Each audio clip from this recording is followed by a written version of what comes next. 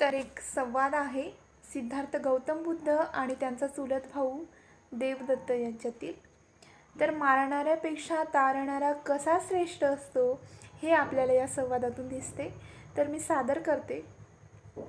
युवराज सिद्धार्थाने हंसाला पाहिले, त्या क्षणी त्या ठिकाणी ते धावणे गेले. उचलीले लगबगीने त्या पाणी पाजिले, हळूच बाण काढून औषध लाविले.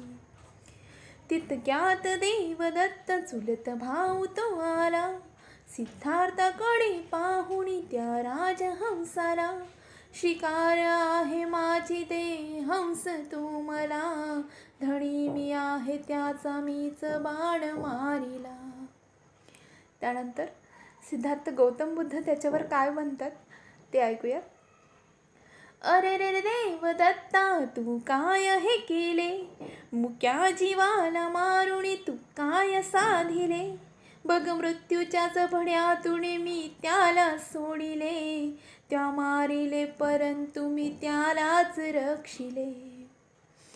त्यावर देवदत्त म्हणतात, उपदेश हा मला तू नको शिकू गौतमा, मला हे तत्वज्ञान नको सांगू गौतमा.